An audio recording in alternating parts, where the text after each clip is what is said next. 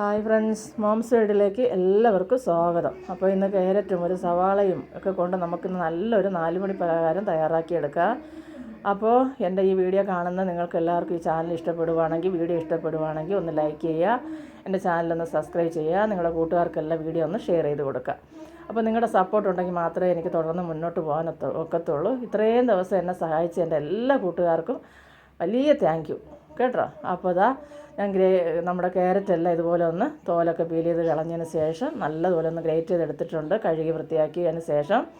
ഇപ്പോൾ അതുപോലെ ഒരു സവാളയും തോലൊക്കെ കളഞ്ഞ് കഴുകി വൃത്തിയാക്കി അരിഞ്ഞെടുത്തിട്ടുണ്ട്. ഒരു പീസ് ഇഞ്ചി എടുത്തിട്ടുണ്ട്, 2 തണ്ട് കറിവേപ്പില ചെറുതായിട്ട് അരിഞ്ഞെടുത്തിട്ടുണ്ട്. ഇനി നമുക്ക് വേണ്ടത് ഒരു 2-3 പച്ചമുളകും കൂടെ എടുക്കാം. അപ്പോൾ അത് ഇതുപോലെ ചെറുതായിട്ട് അരിഞ്ഞ് വെച്ചിട്ടുണ്ട്, അത് ഇട്ട് കൊടുക്കുക. ഒരു 1/2 ടീസ്പൂൺ മഞ്ഞൾപ്പൊടി, അതിൻ്റെ കൂടെ തന്നെ ഒരു 3/4 ടീസ്പൂണോളം മുളക് പൊടി. എരിയൊക്കെ അവരവരുടെ ഇതിനനുസരിച്ച് ഇടുക. ഞാനിപ്പോൾ 1 ടീസ്പൂൺ ഇട്ടിട്ടുണ്ട് കേട്ടോ. എരി കുറച്ച് വേണമെന്നുള്ളവർ കുറച്ചിട്ടാൽ മതി. അതിനുശേഷം മീറ്റ് മസാല ഒരു ചെറിയ ടീസ്പൂൺ നിറച്ചെടുത്തിട്ടുണ്ട്. അതിനുശേഷം നമുക്ക് കുറച്ച് കുരുമുളക് പൊടിയും കൂടെ ഇട്ട് കൊടുക്കണം. എരിക്ക് വേണ്ടിയിട്ട് കുരുമുളക് വേണമെന്നുള്ളവർ ഇട്ടാൽ മതി.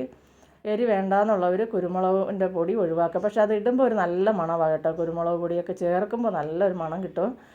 അപ്പോൾ അതിന് ശേഷം ഉപ്പ് ഇട്ട് കൊടുത്ത് നമുക്ക് നല്ലപോലെ ഇതൊന്ന് ഞെരടി യോജിപ്പിച്ചെടുക്കുക. അപ്പോൾ ഈ സവാളയുടെ അകത്തുള്ള ജലാംശം എല്ലാം ഇതുപോലെ ഒന്ന് ഒബ്സർവ് ആവും. ആ സമയത്ത് നമുക്ക് പൊടി ഇട്ട് കൊടുത്താൽ മതി.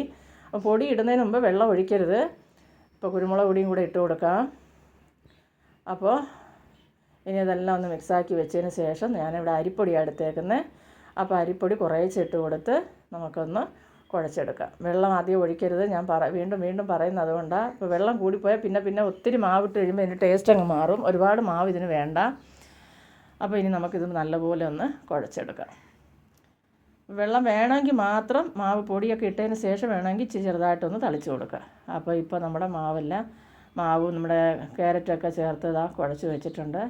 അപ്പോൾ ഇനി നമുക്കിതുപോലെ കയ്യിലെടുത്തൊന്ന് ഉരുട്ടിയതിന് ശേഷം കൈ കൊണ്ട് ഇതുപോലെ ഒന്ന് പരത്തി കൊടുക്കുക. അപ്പോൾ ഇത് ഓരോരുത്തരുടെ ഇഷ്ടത്തിനനുസരിച്ച് ഉരുട്ടിയിടണമെന്നുണ്ടെങ്കിൽ അങ്ങനെ ഇടാം, അല്ല ഇതുപോലെ പരത്തിയിടാം, അങ്ങനെ എങ്ങനെയാണോ, അല്ലെങ്കിൽ ചെറിയ പാത്രത്തിൻ്റെ അടപ്പിലോ അങ്ങനെയൊക്കെ വെച്ചിടുന്ന താല്പര്യമുള്ളവർക്ക് അങ്ങനെ ഇടാം. ഞാനിപ്പോൾ ഇതിങ്ങനെ ചെയ്തെടുക്കുന്നത് കേട്ടോ. ഇതുപോലെ ഒന്ന് പരത്തിയതിന് ശേഷം അതിലേക്കൊരു തുളയും കൂടെ ഇട്ട് കൊടുത്ത് ഇതുപോലെ ഒന്ന് നമുക്ക് തിളച്ച എണ്ണയിലേക്ക് ഇട്ട് കൊടുക്കുക. അത് എണ്ണ നല്ല തിളച്ച് ചൂടായി കിടക്കണം. ഇട്ടതിന് ശേഷം ചെറുതായിട്ടൊന്ന് തീ കുറച്ച് വയ്ക്കുക. ഒരുപാടാണെങ്കിൽ പുറം നല്ലപോലെ അങ്ങ് കരിഞ്ഞു പോകും, അകത്ത് വേവത്തുമില്ല. അപ്പോൾ അത് അനുസരിച്ച് ചെയ്യുക. എന്നിട്ട് തിരിച്ച് മറിച്ചിട്ട് വേവിച്ചെടുക്കുക. നല്ല ടേസ്റ്റാണ് കേട്ടോ. അപ്പോൾ എന്താ പറയുക, നമ്മുടെ ടൊമാറ്റോ സോസ് അങ്ങനെയൊക്കെ ഉണ്ടെങ്കിൽ അതും കൂട്ടി കഴിക്കാൻ മക്കൾ കഴിച്ചോളും.